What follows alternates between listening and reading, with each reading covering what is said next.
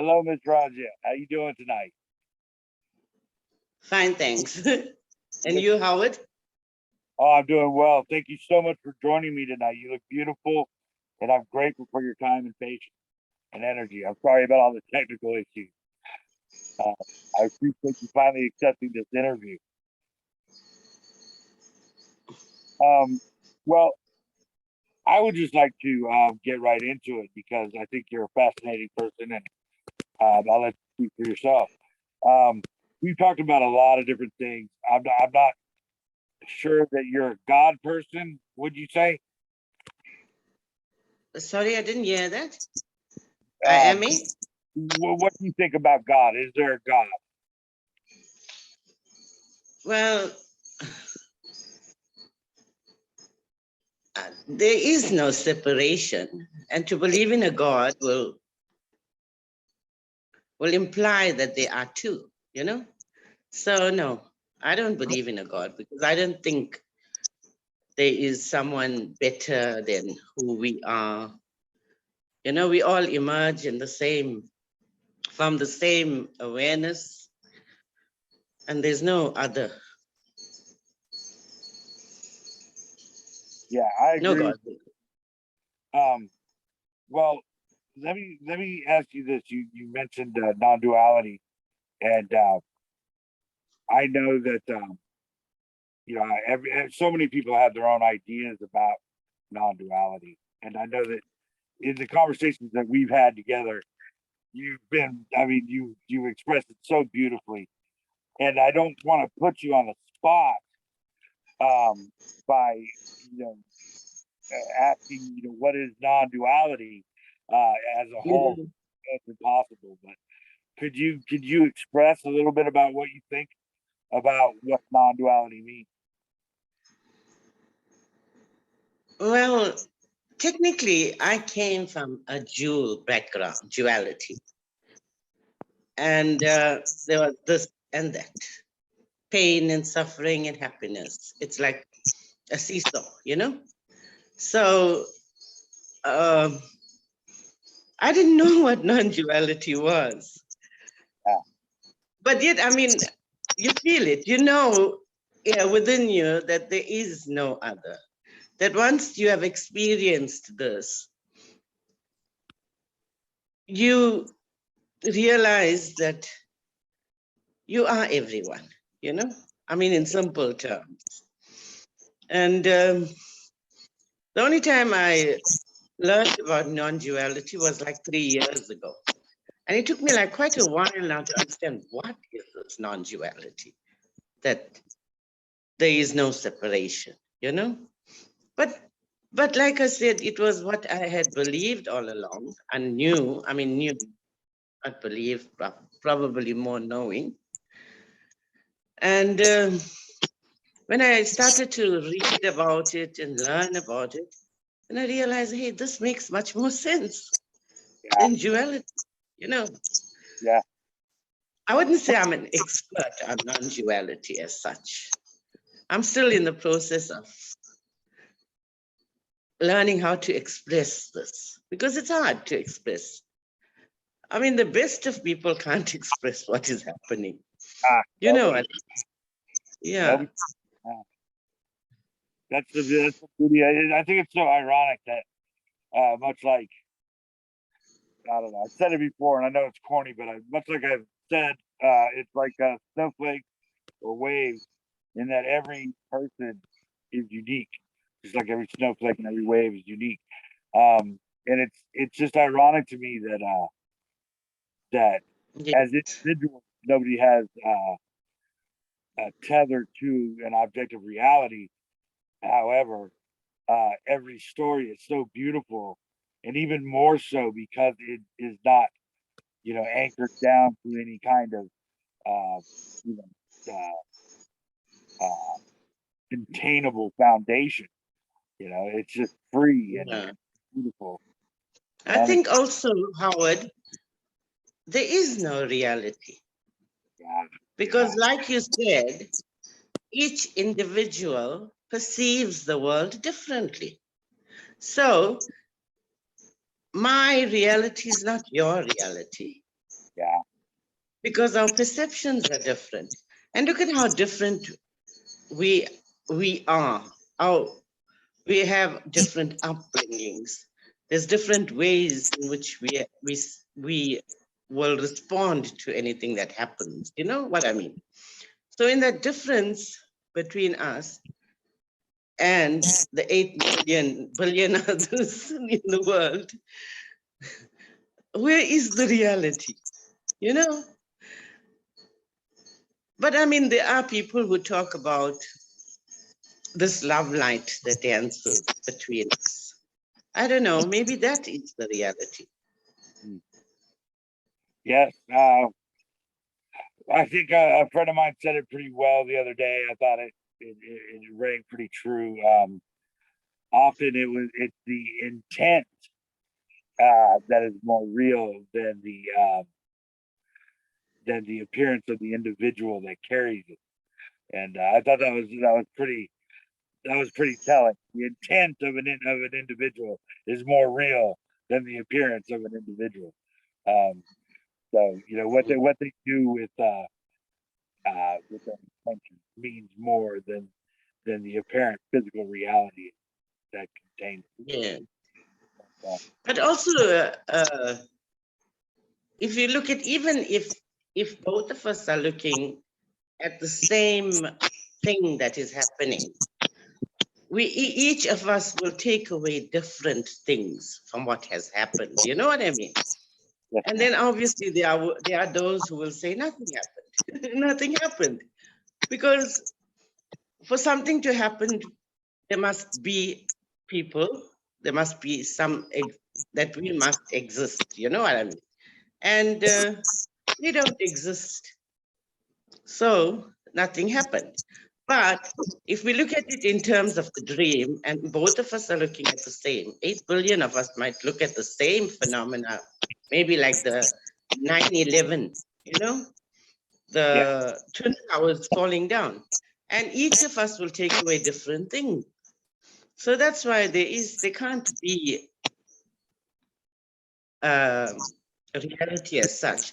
But we do share the same conceptual overlay, in Michael Markham's. Yeah. He was saying that last night. Yeah. Yeah, so we do share the overlay, and that is where we all, like if you see a butterfly to you is a butterfly to me. You know what I mean? Oh yeah. Yeah. Yeah. We can't share. Yeah. The only thing that as far as I know, and it's kind of a question, and I propose, that the only thing that the appearance of the two of us share, as well as everybody within that context of a reality that we appear to be having a conversation in, is one objective truth, and that there is no objective truth. That is the one objective that exists between us and our textual and shareable, validatable appearance. So there is no objective truth, but that is kind of a tether that we can share. That whereas we cannot share sensation.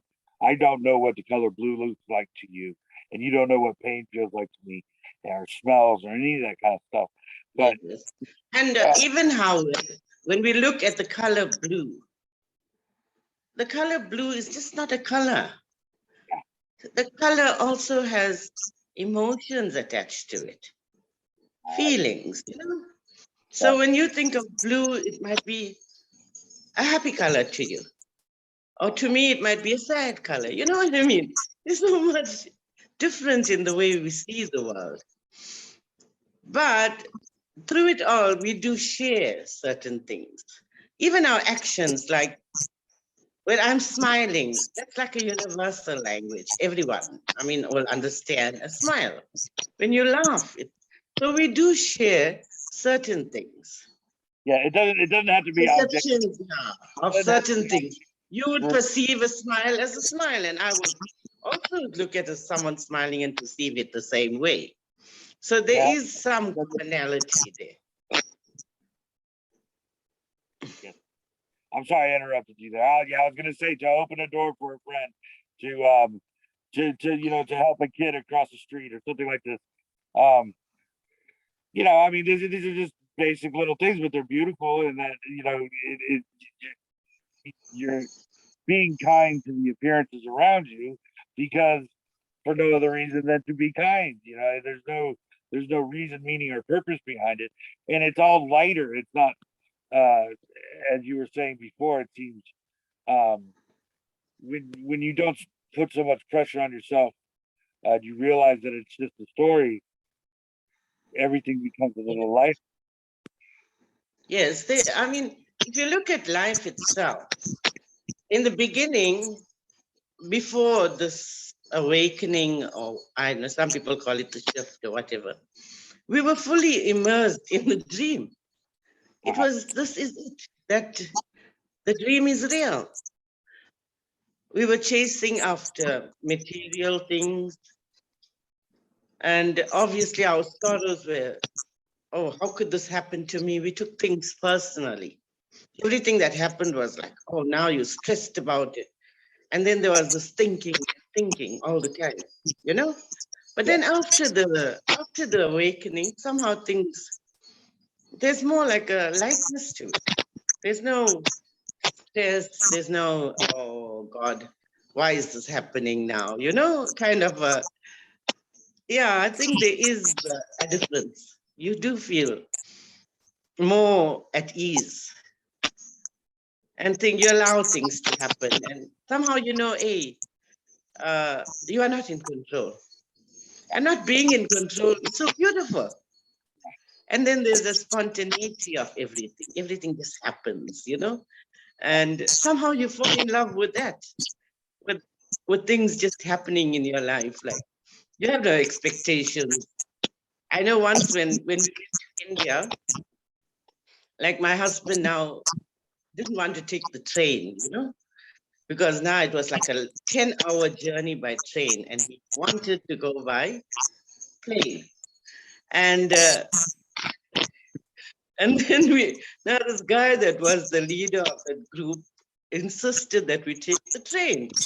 And the whole road, my husband was fussing and moaning and groaning about it, And then I realized we have it. That was it. Now, we, on the other hand, whatever happened, we took it in our stride and enjoyed it, Even when the mosquitoes were biting us, it was so like fun. I mean, we didn't like get annoyed that the mosquitoes bit us or stuff like that. And we just enjoyed the journey. So I think there is that where life becomes more fun. More fun, yeah. You find yourself laughing at stuff that normally would have annoyed you. I agree. Yeah. You don't necessarily. It's not that you're looking for answers so much as the exploration is fun. Yeah, just the looking and exploring and looking at all the different things that show you how you can't know. I mean, no matter what you get into, if you look deep enough, you're gonna get into unknowability. But that doesn't, there's no reason why not to look. It's beautiful. It's just different ways of not knowing, and it shows you different intricate nuances about, how you really can't be accurate about this or that. But isn't it beautiful anyway? In that, Yeah, it's like today I was like driving my car and I was listening to a talk on the radio. And suddenly I'm looking around me and I'm saying, hey, it's just beautiful. The trees, the different color greens. And there was this like, oh my God, life is beautiful. Yeah. And it's amazing how from all the drama that you had been in and all the pain and suffering of life and wondering why people are going through this. And there you are now saying, hey, I'm not in control. I have no choice, you know, and Yeah. yes. It's truly, you're Even the vulnerable. past has no, even the past has no impact on you because it's no like, oh, oh, I feel guilty that I did this or did that, you know, or I feel sad about doing this. I'm still fearful. It's like the fear, the sadness, the guilt, and everything just dissolves. And suddenly you feel, oh my God, this life is nice. And there you are much more tolerant now. Where people used to irritate you, now they let you understand why they do what they do. And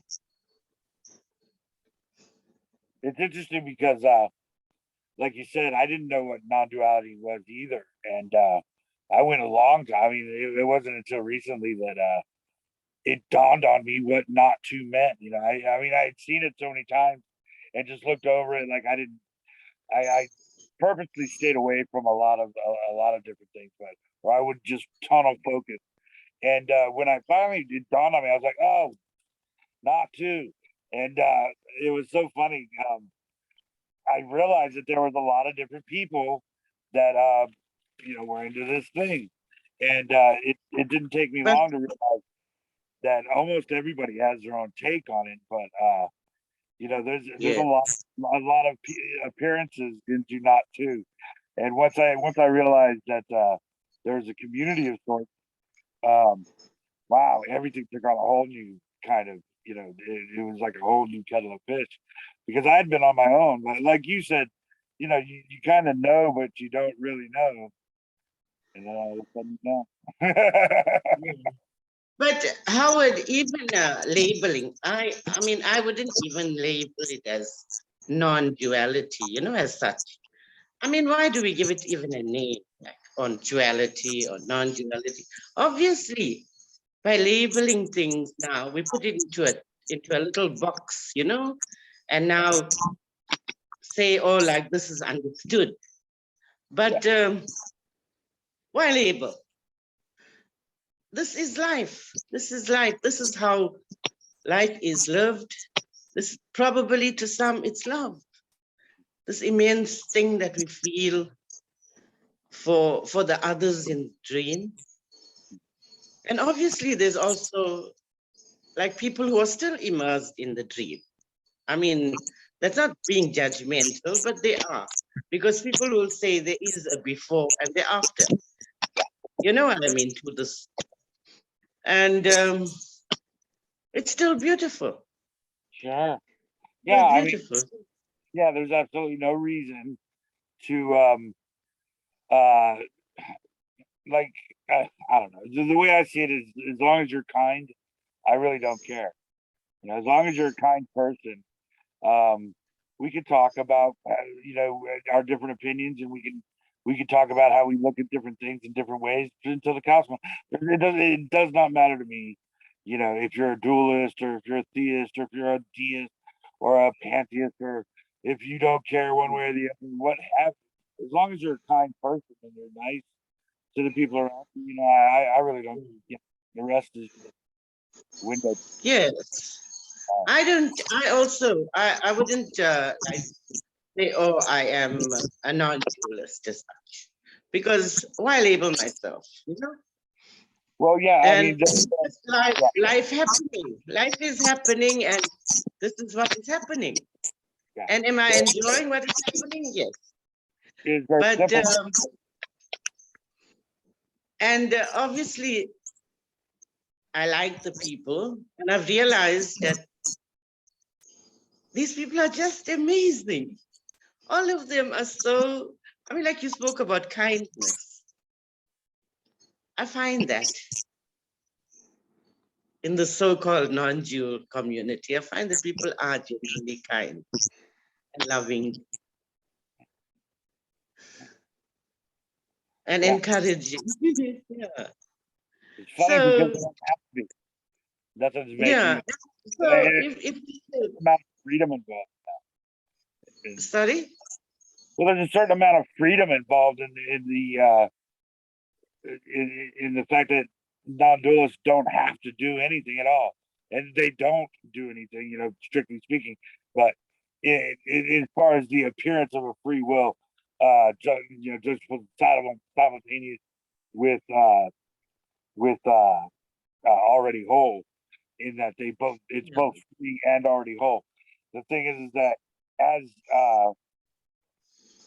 someone who No, but Howard, when we say you don't do anything, so people say, "Oh, I have no purpose." yeah, I mean, you're looking at this whole play of life, and it's happening. It's happening. You have no purpose, but the only place we exist is in the dream, and we go back into the dream and we make it as beautiful as possible. You know what I mean?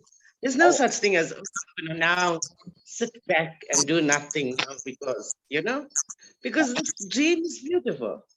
yeah, And I will write my poems and I will write my stuff and want others to read it and share it. You know what I mean? And share the joy that I feel. absolutely, absolutely, and I would argue that in its purposeless meaninglessness and reasonlessness, it's actually more beautiful, in my humble opinion, because it doesn't Yes. its own sake. It's just showing beauty. It's showing kindness for no reason than to show kindness. And there's nothing before it or after it. It is beautiful for its own sake. And so, um, you know, that's the kind of thing that with that kind of freedom comes the kind of Yeah. lightness. You know, I think a lot of people, not everybody, because I know some very depressed people and stuff like that are into this stuff. But for the most part, it's very light as far as I'm concerned. Yeah, there's no worries about some of the you know, nothing really. I mean, it doesn't really matter all that much. It doesn't matter as much. But still, um, when somebody needs a hand or something happening, you know, I like to help where I can, and that's just cause, you know. I mean, Yeah, I'd rather help her, you know. that's the story that's unfolding. And that's what we do. We appear to be doing stuff, but are we really? And whatever is happening there, it's what's going to happen anyway, I mean, there's no way that I can change what is happening. Mhm. You know what? Yeah. So that alone now takes away all the stress of it, because now you feel, hey, you let go of whatever and say, this is life and I will live it. And if I'm supposed to be angry, I'm angry, there's nothing wrong with being angry or happy or sad. It's all part of this Yeah, as well. absolutely. Yeah, I absolutely agree, and I think that kind of attitude just permeates and multiplies beauty, and it just makes everything nicer, and you know, no judging and no, you know, no worrying about the anxiety or what's going to happen next and all this other kind of stuff. Now, um, that of course, uh, being said, there seems to be a lot of people that are in pain. Do you run across people that are in pain? Yeah, well, pain, I mean, obviously, pain is also part of it. And I know lots of people who said that even the pain was beautiful. That it was something that they felt. I mean, like when my husband died, I felt pain. You did feel it. Because, I mean, it's not like you feeling it, but you are surrounded by people. My children, my husband's family, and they all were going through this. And how could I not feel their pain? You know what I mean? And yeah, that is life. But how you grow? It's like there's this deeper insight now. Now you can relate to someone who says, I lost someone dear to me. You know, there's that understanding now. Oh, like this is what it's about. Now I understand, you know? So, yeah, there So, is, there's so much like to life, man. Then, and obviously, I mean, the people that are going through physical pain, I know sometimes I have like a headache and say, hey, it's going to go and it doesn't go, so I take a tablet. right. Well, I know that for a while there, I mean, um, weren't you talking? I mean, didn't you have quite a few people that you were talking to at one point? Uh, didn't you have like a class or something like that? Oh, okay. When this first happened to me, now this was when I was in my 30s. And my friend Vani was showing me this and telling me about it and everything. And then I had this experience, nothing like a mystical experience. Most of us have had some sort of mystical experience. And for a while, I went out and I tried to teach people this. And the funny thing is, I met some beautiful people. Right. That's it. It's so unreal that the people that are attracted to this are that sort of a people. You know, I mean, they really, I don't know if I taught them much. And I used to go to their houses and talk to them like some kind of a guru. Yeah, it was fun while it lasted. And then after that, I don't know, I just lost interest. For a couple of years, I wanted to have nothing to do with this. And then one day my son phoned me and he said, Mom, you know what? The people robbed my place and they took all my things from the workshop. And when he told me that now, like, I mean, it was my son now, and I felt sad. And you could hear him crying, like, his voice was full of tears. So I said, hey, let me do it. And I told you, I came from a duality background. So there I was clearing all my chakras and raising my kundalini and all that. And then I drove down there. And then when I got down there, I told my son, I know where your stuff is. You find it all there. And then now the police were there, the security was there and everyone. And none of them could find the stuff. They were looking all around the workshop. So I told him I know where it is, but he didn't want to believe me, right? So finally, I don't know, he said, okay, Mom, I'll listen to you. Let's go see where you said it was. And then when we went, like it was like 2 roads away where I showed him, and the police came with us and the security and everything. And they were shocked to find everything. And then I don't know, that kind of made a difference now, And now suddenly, then my son was so happy, like to get all his stuff back. And I came back and I said, hey, this is like, it was awesome, like being able to help someone.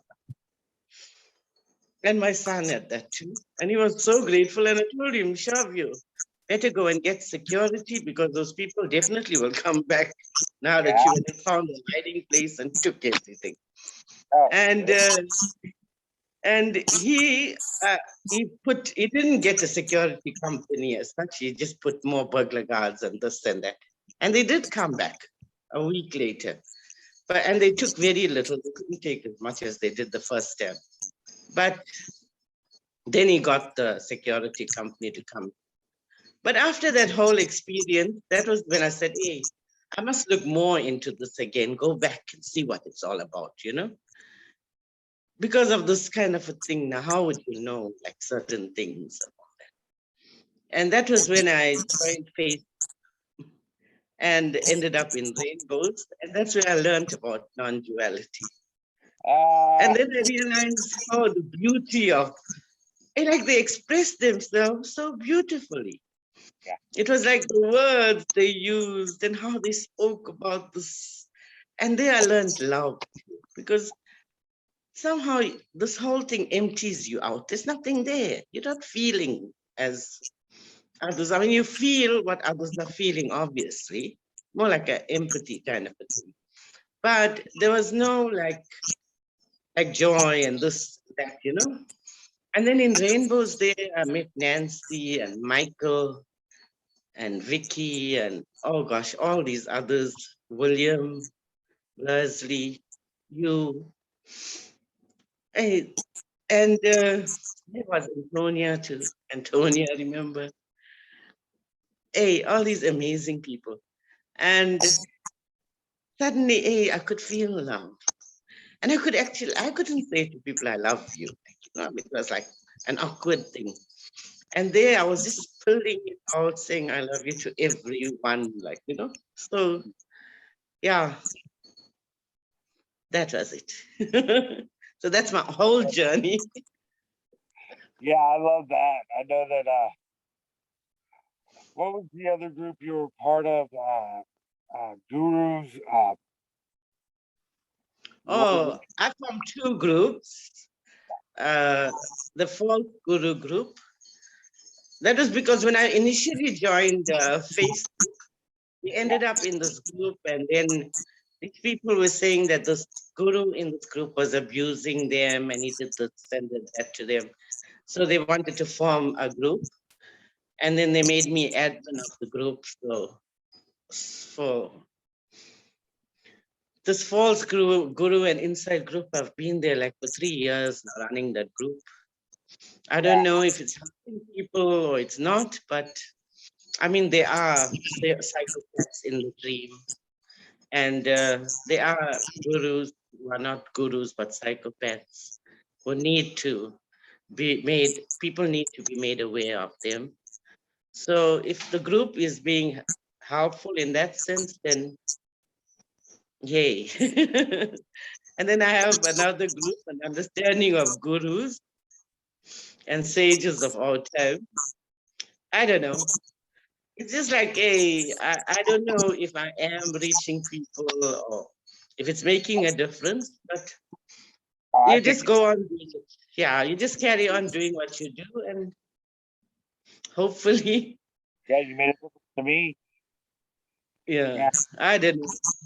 I know that there were several people in my group that still love you, and yeah, Yeah, I would like I don't know why people love me, Howard, but I find that so amazing that well, you know, people do, you obviously, know?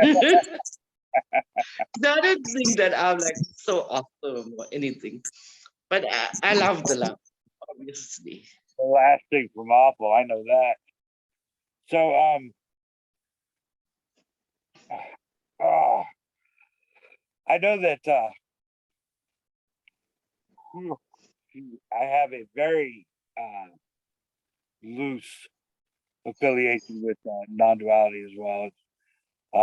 It's the easiest thing to call it, but you know, as Neil Denham said the other day, um, as soon as you call it non-duality, you're propping up the idea that duality exists. You know, and neither exists. You know, there is no non-duality, and you know, stuff like that. I enjoy. You know, everybody's always kind of, you know, trying to, you know, move the marker. You know, and it just kind of goes round and round in different, you know, there's different increments. And there's so many different ways to say it. None of them are accurate, and we all just have fun with the words. And Yeah, everybody's got their own take. And what I meant by earlier, like when we lose ourselves and the environment becomes enlightened, that means also that the other people become brighter as well. I mean, there's so many different talented people that most of us know, and that, you know, it is beautiful, and they are unique, everyone, and that's the paradox I was kind of pointing to, the irony of the uniqueness of every appearance. It really is kind of, yeah, it's just another one of those things that it's duplicitous and yet, you know, you use binary phraseology. You know, I mean, because every person has their own story, and there's no way to, there's no way to really define or encompass each one. There's, you can't repeat them, and it's beautiful in that way that every person is a story unto themselves. Yeah, I know, like, there are certain people that you are drawn to. I mean, like when I entered Rainbows, I remember Michael asking me, "What do you want from this group?" And when he asked me that question, I said, "I just want to be a better human being, a more tolerant human being, a more loving, possibly." I didn't like think in terms of awareness or consciousness, or I just wanted to be a good human being. That's life, you know? Yeah. And yeah. And the amazing thing was, as I read all these non-dual things, like, it started to make sense. And there was like certain times these moments of clarity when suddenly you understand certain things, you know? Yeah. Like right in the beginning, I remember I used to read Nancy's poems, and there was this edgeless. I said, "Hey, what is the edgelessness that this woman is referring to?" You know, Mhm. and then I realized the resonance. You know, where when the shift happens and you look at plants and stuff, you see like a resonance around it. It's not solid, you know? And then I'm like somebody like edgelessness now. So it was a whole new vocabulary, a whole new languaging. You Did you? see, and Could you tell us a little bit about your shift story? Can you tell us your shift story? mine was like a mystical experience, and I don't know, like people say, "Oh, don't talk too much about it," because there's always others out there who are going to say, Yeah, but "Oh, we're this didn't happen," or "Why didn't I experience that?" You know. yeah, Sometimes people would look at, "Oh, like, oh, you had this kind of experience, and I must have that experience." yeah, You know, and we are unique. Each person's experience is so unique. right. And why do we go and say, "Hey, this happened to me now, and now I am different, and it must happen to you"? No, your experience will be totally unique. You might just be reading a book, and suddenly you experience things differently. Suddenly you're falling, and your body is receding, and you feel, "Oh God, what has happened?" Like, you know? And obviously, oh, yeah. And so that's why I said, sometimes it's better if we don't share our experiences, our enlightenment experience. But then on the other hand, I realized when I read people's enlightenment stories, there's so much of resonance. Yeah. You know what I mean? Yeah. It's like that even could help us shift. There's so many things, you know?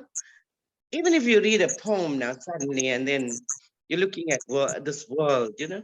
Once I remember when I came home, I was listening to a Muji song, you know, this bhajan, and everything just brightened up. And I said, "Hey, listen, even a song like, you know, can shift you." So there's no like, oh, even, but at the end of the day, I think, yeah, I did have a mystical experience. Well, that's terrible, but I Mm. am glad that we got out this far and we were able to Sorry? try to have a conversation. At least try to talk about it. Oh, you want to know? Oh no, Okay, basically, I don't want to push you. You know, I don't want to push. that's fine. Okay. I was sitting with this lady in school. I was teaching primary school children at that time. And there was this lady that was talking very rudely. And There I was sitting with her and I said to her, why are you talking so rudely? Why don't you talk lovingly and sweetly to people? You know, it makes such a difference, like the way people will react to you or respond to you for that matter. And suddenly I felt like the top of my head just blew off. Really? Yeah. And then after a while, it was like I could feel like this rain of vibrations. That was it. And it was so beautiful. And I got up like so excited. I said, what is happening to me? And then as I went around, like finding out there was only one other person who had experienced this, you know, and he didn't have much to say. So that was it. I didn't really know what happened to. I couldn't like until I got to rainbows and started reading other people's stories and stuff. Then I realized, oh, probably I shifted, you know. Yeah. Yeah. I totally understand that. Yeah. Yeah. It's well that I mean that I love that. Just out of nowhere. One of the it's Yeah. like that, isn't it? Just bam out of nowhere. But Yeah. the beautiful thing is that it doesn't, you know, it's just as it appears, and there's no big deal. It's just that's the shift for the apparent individual, and it's you can't talk about it accurately, and it's beautiful, and it's something that everybody kind of experiences on their own, and it's their own right. I mean, Yeah. again, it's the paradox of the lack of self, and yet everybody's got their own story, and for me, Yeah. that's more beautiful than anything. You know, just the you know, just the unlimited uh, plethora of stories, and you know, individuals that you know, just have so much to bring to the table in so many different ways. Uh, it's funny, you know, back there was a time when I cared about what people thought as far as you know, what was cool and what was not cool, and who was, you know, who was dressed right and all that other kind of stuff. And just with this kind of thing, it's I don't know, it's there's no lying in it. It's not a pretend kind of thing. It's not so much a fad that. But when you meet somebody that you resonate with, it's something that's it's unmistakable and it's beautiful. Yeah. And, It's just presence, Howard. It's just presence that's felt. You feel there's no, like you said, you look beyond all this outer things, you know, and you feel the presence, the loving presence. And that is it. And obviously, it is enough. Because who are you? You are me. In my dream, my perceptions, we share. And now we have shared memories as well. So, yeah. And you know, our stories can't. it's like Michael Markham says, it's like falling in love with people, with everyone you meet. And they even on Facebook, I meet these people like Jane Perry and Victoria.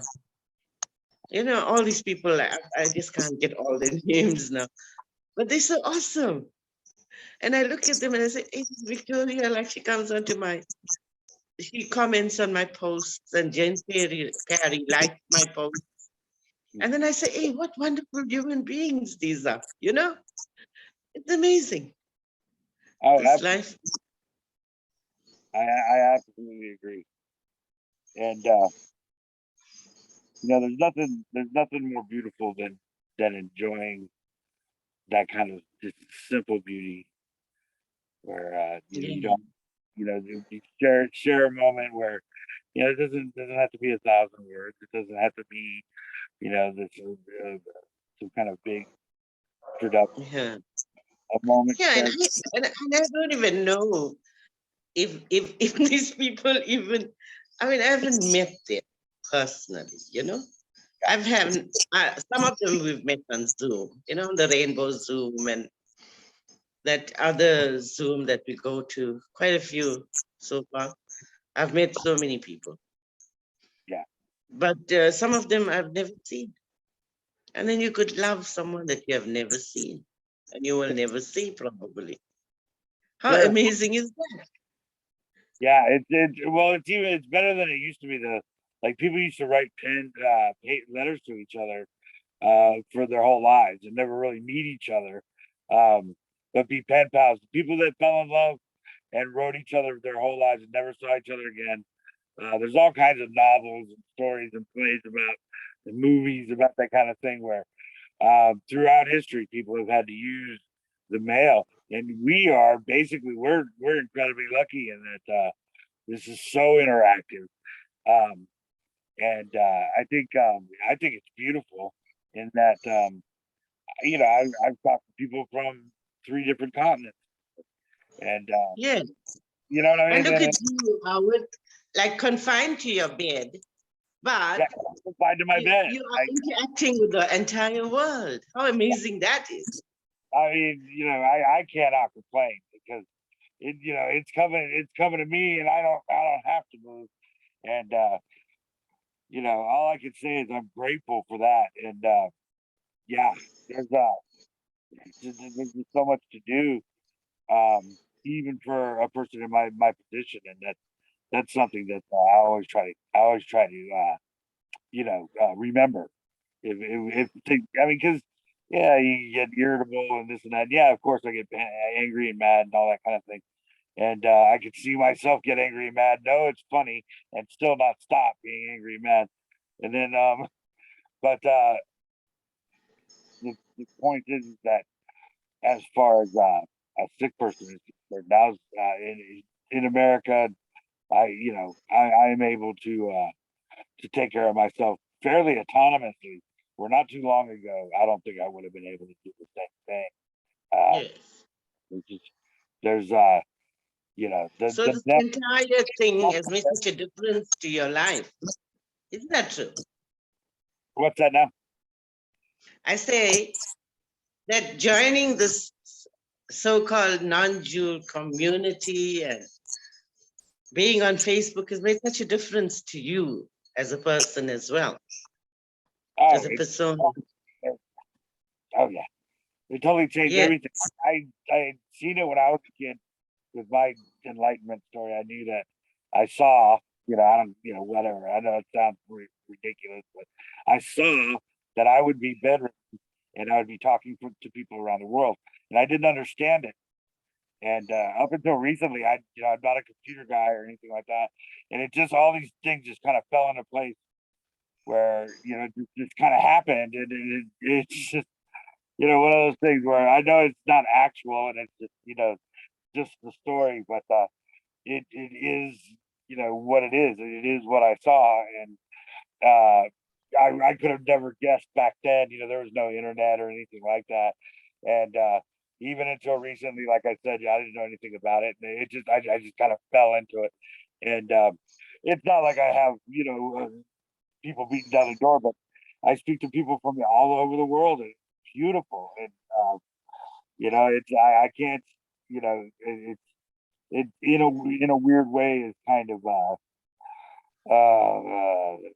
how should I say um I don't know, confirming for me in that for years I didn't know what that meant, and but I would tell my friends, I'm gonna be handicapped, and I'm gonna talk to people from around the world. That's what I thought.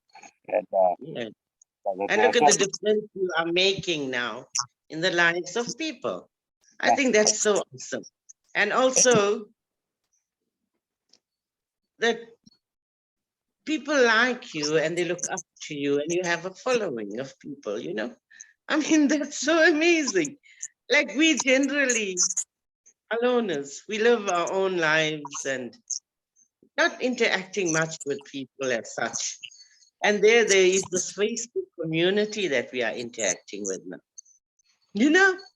yeah. Where we would be confined to our rooms probably. There's Yeah. a beautiful thing about And this now not it's like suddenly a whole community has expanded and there's so many people you are interacting with and meeting all these beautiful, beautiful people.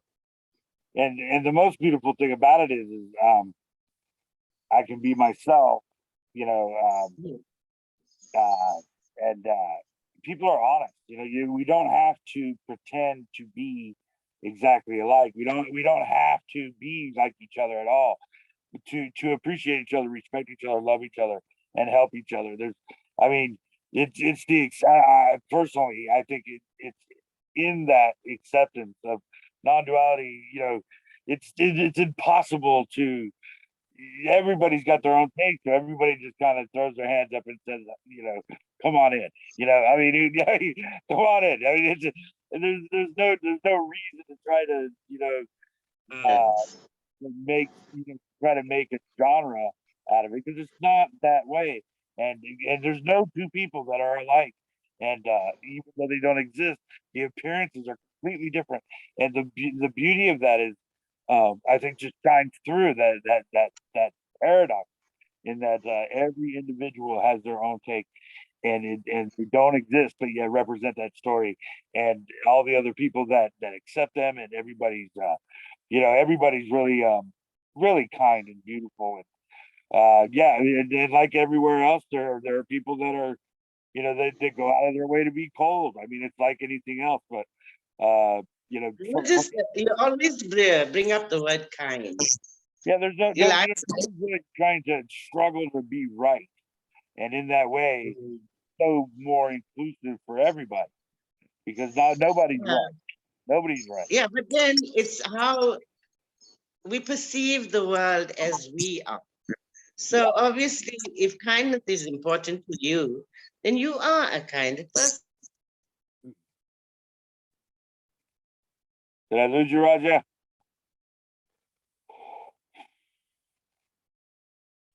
I lost your video and audio, Razzya.